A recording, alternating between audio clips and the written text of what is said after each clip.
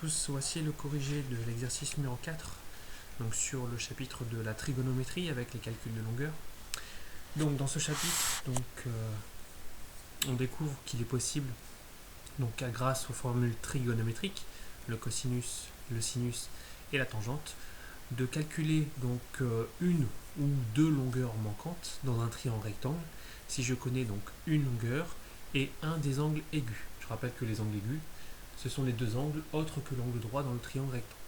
Donc, comment fonctionner?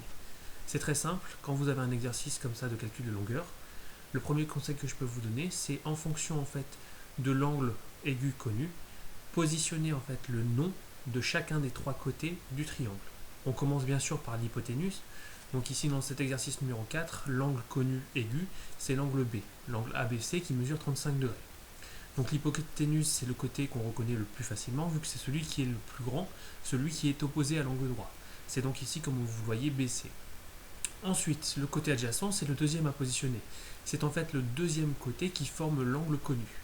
Donc comme vous pouvez le voir, l'angle ABC est formé par le côté BC, dont on vient déjà de parler, l'hypoténuse, et également par le côté BA. Voilà pourquoi BA est le côté adjacent. Par déduction, le troisième qui nous reste, c'est bien sûr le côté opposé.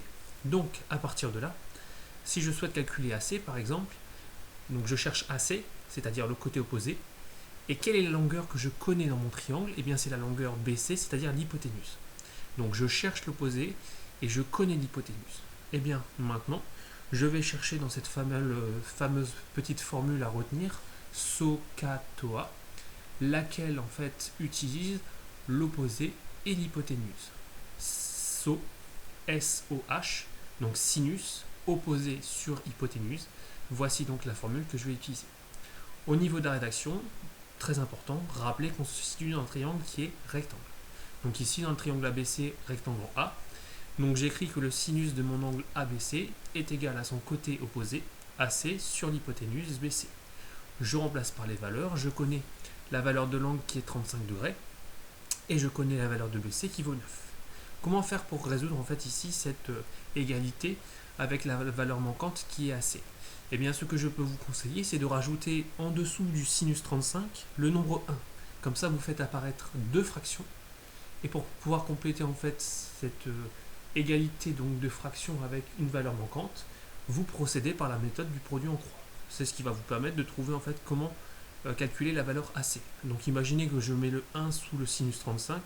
Pour trouver AC, je fais donc 9 fois sinus 35.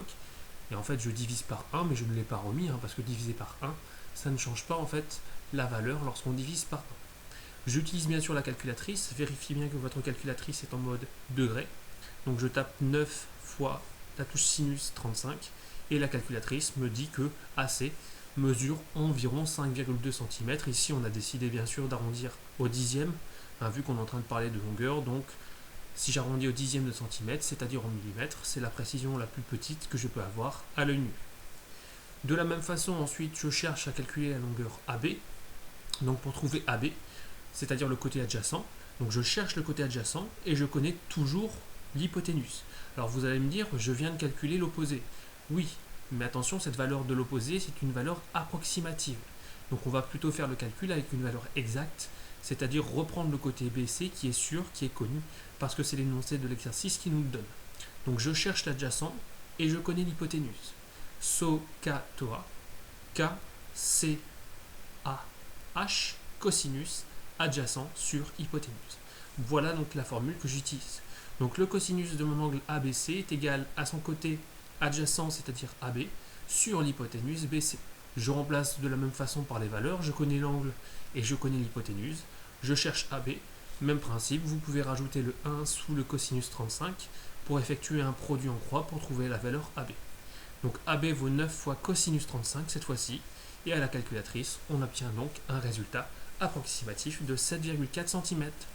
Voilà donc pour la correction de cet exercice. J'espère avoir été clair. À bientôt.